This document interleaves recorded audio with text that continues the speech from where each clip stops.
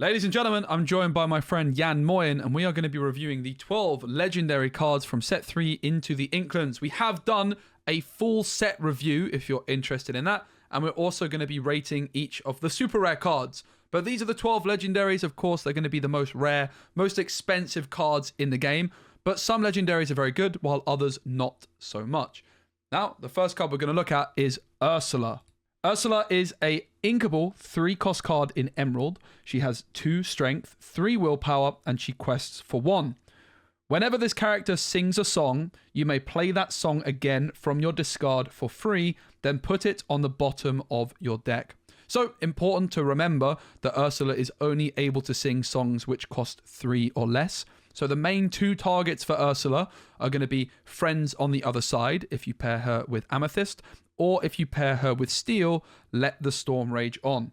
So for example, with Let the Storm Rage On, you're going to be dealing up to 4 damage and drawing 2 cards. And with Friends on the Other Side, you're going to be drawing a total of 4 cards.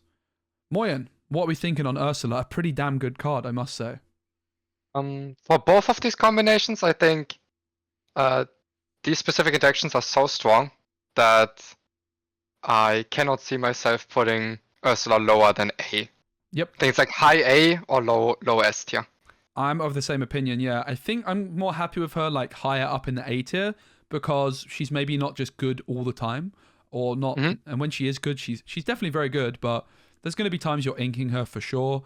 There's going to be decks you're not putting her in, I think. And there's some other cards in this list which are just game-breakingly good, I think. So I think A is pretty fair for me. Up next, we have Mickey Mouse Trumpeter, which is an uninkable 4-cost card in Steel. It has 0 strength, 1 willpower, and it quests for 1. It can be exerted, and you spend 2 ink to play a character for free. I think we're in agreement, based off of our full set review, that this is the worst of the legendary cards. Yeah, it's definitely one of the worst. I think you're actively making your deck worse by putting this into any deck that you want to be playing. We're putting it in D tier, right? Yes. So what is it about Mickey Mouse that you don't like, Moyen? It's basically you're having a huge risk by playing him, and just dying to ever being touched by anything like AoE, Grab Your Sword, Tinkerbell, or even single target removal. And even worse, even when it does stick, I think the payoff is not game-breaking enough to warrant me taking that risk, as on turn 5 still using to ink in the best case scenario, and then also we need a very strong or very expensive card in hand to make this worthwhile. And even the expensive cards that we could be cheating out on turn 5 don't swing the game enough, in my opinion, for me to be playing a card like Mickey Mouse. Yeah, and the other thing is it's very likely to be being removed as soon as you get its ability off once. So worst case is you're playing a uninkable card which is getting removed instantly and doing nothing, and best case is not even that good. So it's not a card I'm going to be playing anytime soon, that's for sure. Up next we have Jim Hawkins. Jim Hawkins is a 5-cost inkable card in Ruby, 4 strength, 4 willpower. It quests for 2 and it has 2 abilities. When you play this character, you may play a location with cost 4 or less for free. And whenever you play a location, this character may move there for free. Now, I think we can both agree that Jim Hawkins' ability is absolutely mind-blowingly good. The problem with this card is a lot of the locations do seem to be rather lackluster on paper. Yeah, so both of us went very high on locations on their own. But I think it's not fair towards Jim Hawkins to rate him lower just because we are not a big fan of the locations yet. Mm-hmm. And because Jim Hawkins is an incredibly good card. So I'm still fine having him in S. He's cheating a lot of resources every time you play him, and you happen to draw into like any location. Because it's basically a 4-cost body, and that also gets to play a 4-cost or less location for free, and then also you get 1 move for free. So I think that's just a lot of resources cheated together, and that warrants a place in S tier for me. Yeah, I was going to say he belongs in A tier because of the lack of really good locations, but I think you make a really good point that it's probably unfair on Jim, and he is really what's enabling a lot of these locations to actually be good. And I'm sure that Jim location decks are going to be pretty strong because of how good this card is. It's a card you're going to be playing 4 copies of as soon as you've got those locations in your deck, and you're going to build your entire deck around Jim Hawkins to maximize his value. Up next, we have Kida, which is a 5-cost inkable card. It has 3 strength and 5 willpower, quests for 2. It does have a shift 3 ability, and when you play this character, all characters get -3 strength until the start of your next turn. There are 2 other Kida cards in the game. There is a 1-cost Kida in Amber, which is just a standard inkable 2/2, and there's also the equivalent card to Simba, which is a 2/3 bodyguard in steel. So the main shift target for Kida is going to be that 1-cost 2/2.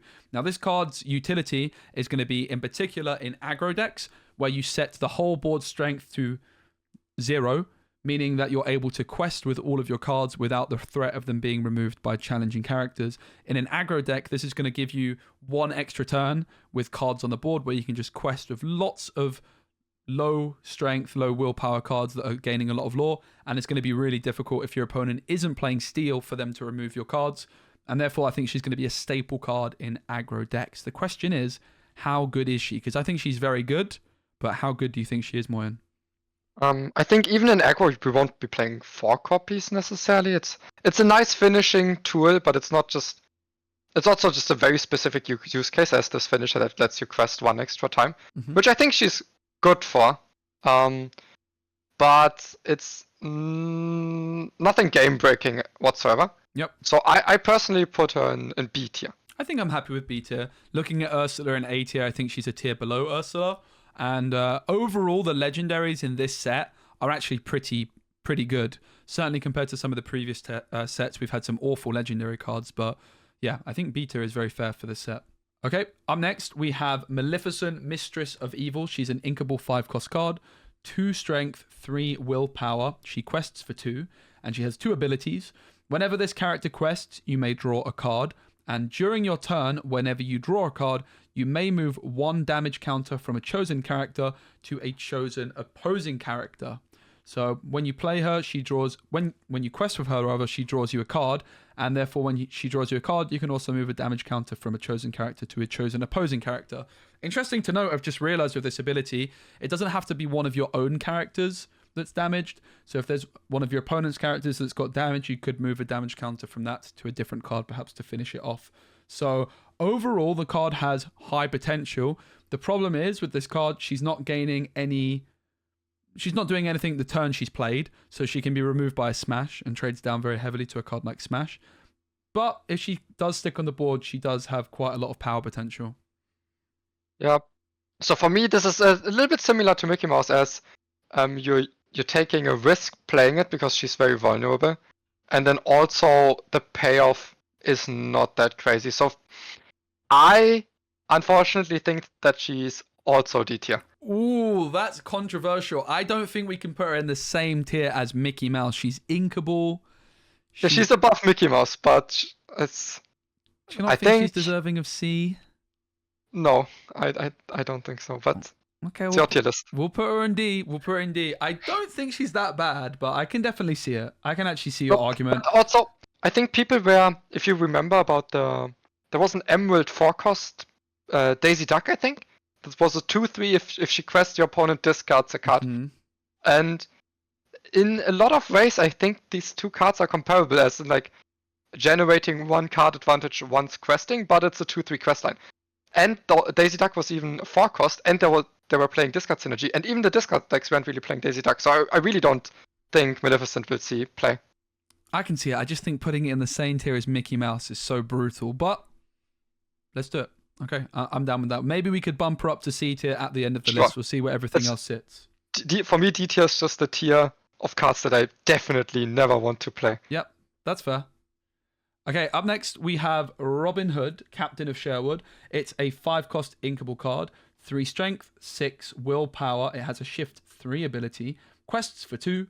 During your turn, whenever this character banishes another character in a challenge, gain 2 lore. When this character is banished in a challenge, you may draw a card. So this is going to be particularly good if you're able to shift Robin Hood onto something else. So perhaps it will be good when paired with Emerald because of the Morph card, making that more reasonable option, because then you're able to challenge with it instantly as if it had Rush, and then you can just gain 2 lore instantly. And then eventually when Robin Hood is removed from the board, whether it's removed by something like a Dragonfire or removed in a challenge, you're also drawing a card. So I'm a big fan of Robin Hood. I don't think it's quite as impressive as Ursula and Jim, but I can definitely see it having a home in some decks where you build around this card. You don't even need to build around it. I think this card's pretty good at doing a lot of different things, just nothing like that spectacular. It's decently statted. It can crest for 2. The shifting ability of this is actually useful. The challenging ability is nice because often the reason you decide to quest with the character instead of challenging is gaining that lore. But if you can gain the same amount of lore by challenging something, I think a lot of the time this card will be very good for challenging. Furthermore, if this is not removed with single target, or if this is not removed with an action, or if this is challenged, right? Which I think will still happen a decent amount of time, even if your opponent knows what will happen once they do challenge it. You get to replace it and draw a card. So just so many different things about this card that are all pretty good. Its stats are also just very good. Like the 3 strength, the 6 willpower, and questing for 2 is incredibly respectable. Even without the bonus of its extra stats, like it's a pretty solid stat line, and it's got 2 very powerful abilities. I like the card a lot. Yep. I think at first I wasn't sure, but I think you've talked me more into putting it into A tier. I think I agree. I was also thinking B tier, but the more I'm looking at this card, the more I like it.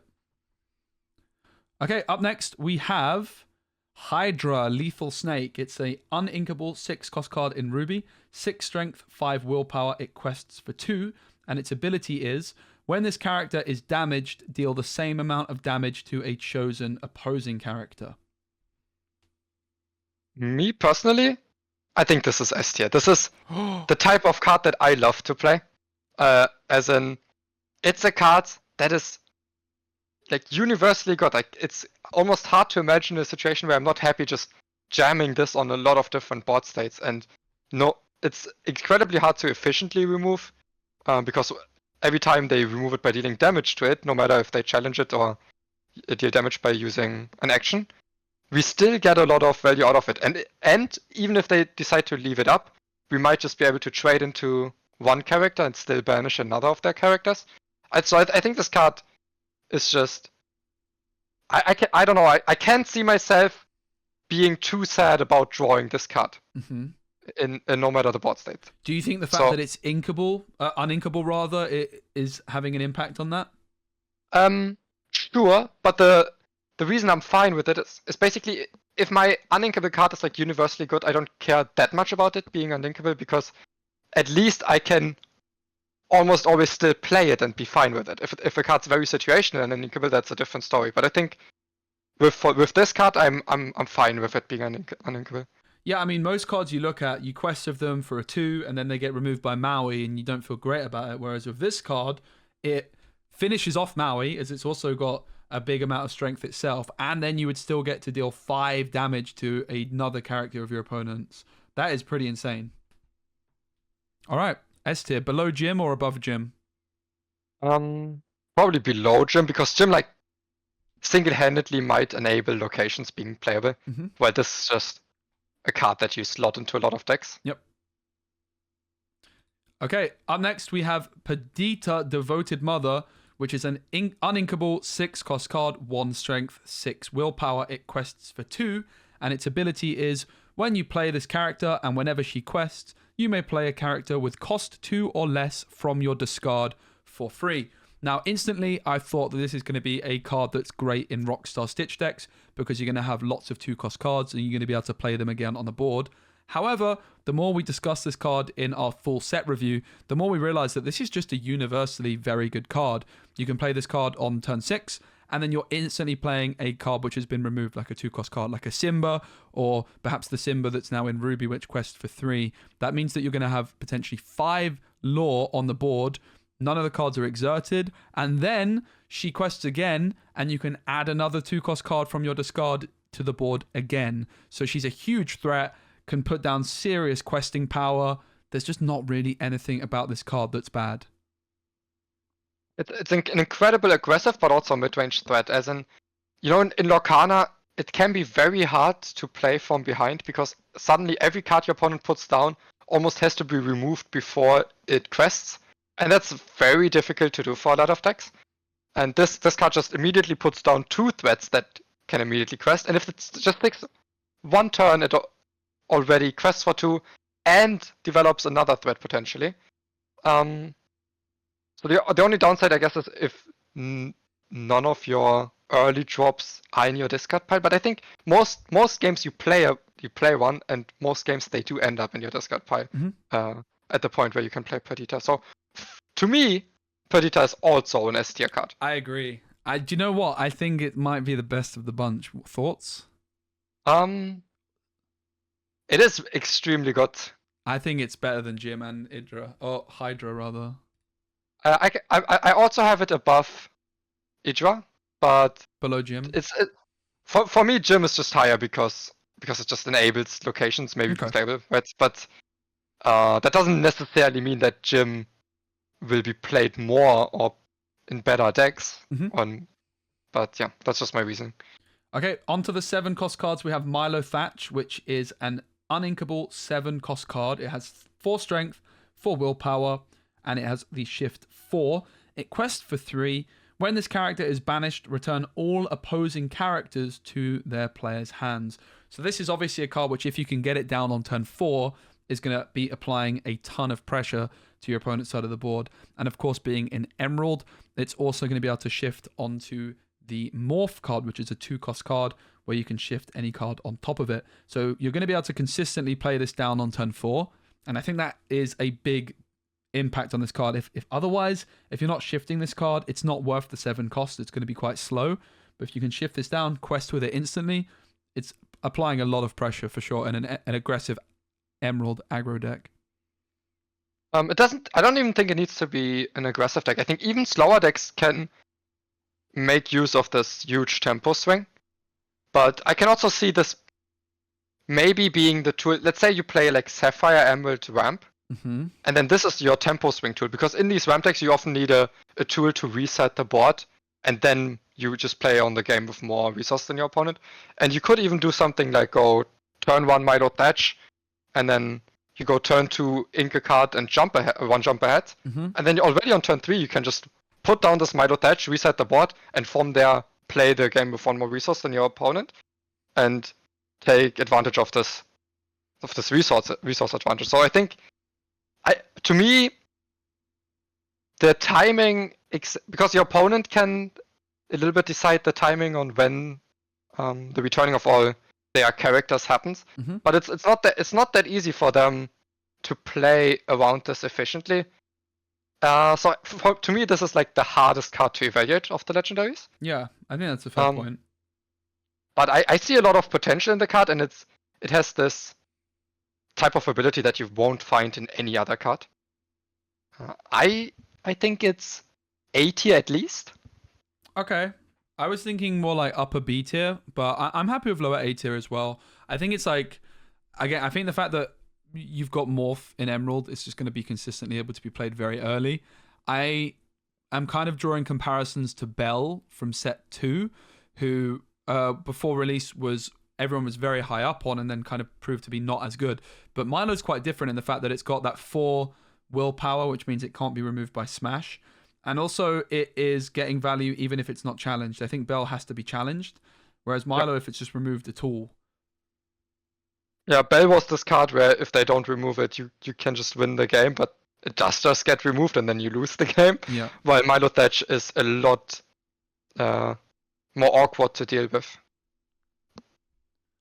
Okay, up next we have Lucky Dime, which is the uninkable 7-cost item in Sapphire. You can exert it and spend 2 ink and choose a character of yours and gain lore equal to their lore. Now, this card on its own doesn't look impressive, but from our set 3 review, there are a couple of cards which are synergizing quite heavily with it. In Sapphire, there's a 5-cost super rare. So there's a few cards which synergize with this card, which we need to talk about in order to be able to evaluate it. I think there's Scrooge McDuck, which is during your turn, whenever this character banishes another character in a challenge, you may play an item for free. So if you can get Scrooge McDuck down and remove something with Scrooge, then you can play this very expensive item for free. Then there's also Audre Ramirez, which is whenever this character quests, ready one of your items. So you'd be able to use your Lucky Dime a couple of times in one turn. And finally, another super rare, but this one in Amythst, which is Magicka Dispel. Whenever this character quests, gain lore equal to the cost of one of your items in play. So with these combos, suddenly this very expensive item is becoming a lot more of an attractive option. I think we should talk about Bell, because Bell is probably the easiest high lore target to use for Lucky Time. So once you have 10 ink, you get to use it for 5 lore on Bell. So Lucky Time is extremely expensive, and without all the context, a very bad card. But with all of this context considered, I think the card, while maybe being a little bit flashy and memey, I still think it has some potential to do crazy things, which enabled me to put her up from D tier to C tier. I agree. C tier, I think, is very fair. Because it's probably mostly memes, but I see the potential, and at least there's some fun stuff to be done with Lucky Dime. Yeah, and it wouldn't surprise me at all if there is some kind of optimized Lucky Dime deck, which actually proves to be a pretty serious deck. The penultimate card here is Gramma Tala. She's an inkable 7-cost card in Sapphire, 4 strength, 8 willpower. She has the Shift 5 ability. She quests for 2, and her ability is whenever a card is put into your inkwell, gain 1 lore. So if you were to play her on turn 7, or the turn you have 7 ink, you could then ink another card when you initially put her down, and then if you've got something like Fishbone Quill, you could ink a card with that, and she'd be gaining you lore the turn she enters the board potentially, while also being a threatening engine. Compared with the next card we're looking at, she's going to be a lot slower, but she does have a pretty impressive stat line, and she can still quest for 2. It's going to be interesting to see ways of winning Lorcana. Getting lore without questing is always nice to see, but I don't think she looks fantastic. I think she's at her most explosive when you actually shift her and then immediately quest with her, but it's so early in the game state that she can't be removed yet, and then maybe for a few turns you can gain 1 or 2 ink a turn, and then this actually gets 3 or more lore each turn with a very sizable body. But that being said, I also think it's very expensive for having an effect that doesn't impact the board yet, and for gaining immediate lore, it's also not super explosive. Do you think it's worth considering the fact that the 2-cost Gramma Tala currently is a card which is just not removed, and therefore that you're going to be able to consistently shift this card onto Gramma Tala? Because if your opponent removes Gramma Tala, you're gaining ramp, and if they don't, then you can go for this shift play. It's worth considering for sure. The 2-cost Gramma Tala is also just not it's not a great card. It didn't see a lot of play. Yeah, in the but first I think that's because a lot of the time you can just ignore it, whereas with this card, that might change things. Yeah, I think that's a fair point for sure. Where are you thinking? I think also C tier. C tier for me too. Yep. Okay, last and most certainly not least, probably the one everyone's been waiting for, we have Jafar, Striking Illusionist. It's an inkable 7-cost card in Amythst.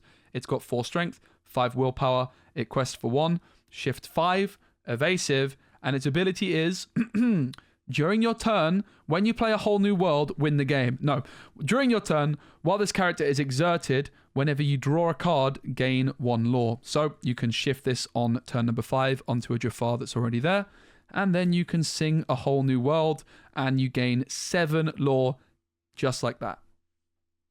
Yeah, and because it being evasive and coming down this early, it might just stick that turn, and you can hopefully play another whole new world on the following turn. That's already 14 lore just from this ability. So it seems very game breaking in combination with whole new world. I think if a whole new world didn't exist, this card would actually be quite balanced. Yeah, I've already put it right at the top of S tier. Do you have any problems with that? No, I'm just a little sad because the card could be so just balanced if it wasn't for Whole New World. So in case anything happens to Whole New World, maybe the card's just alright. But right now I think it's game breaking. Yeah, me too. It's worth mentioning in this set there is a new 4-cost Song in Steel, which deals 5 damage. So that's going to be definitely a big target for Jafar. But if you're able to shift this, you can sing a whole new world instantly. So it's also going to be pretty important in the metagame, therefore, to have enough removal tools to be removing these lower cost Jafar cards to deny the shift capabilities. So Jafar, definitely a card in Amythst Steel, which you need to be looking out for, and it's probably going to be the most expensive card from the set, I would wager. Anything you'd like to change from our little tier list here, Moyen? I don't know. I don't even see the tier list, but I don't know. I know where we've put the cards, and I'm happy with where we've put the cards. Cool. I pretty much just said what you said. No, I'm fine with these orders. All right. Lovely job. Well, thanks very much, Mr. Boyan. We're also going to be doing the super rare cards, and we did a full set review, so make sure you check that out. Moyen is also a member of the Podcana podcast, where you're doing an episode every week, right? Yes. So you should go check that out too. Let us know in the comments if there's any cards you massively disagree with, or which card you're most excited for, and which card you're most looking forward to getting in a pack.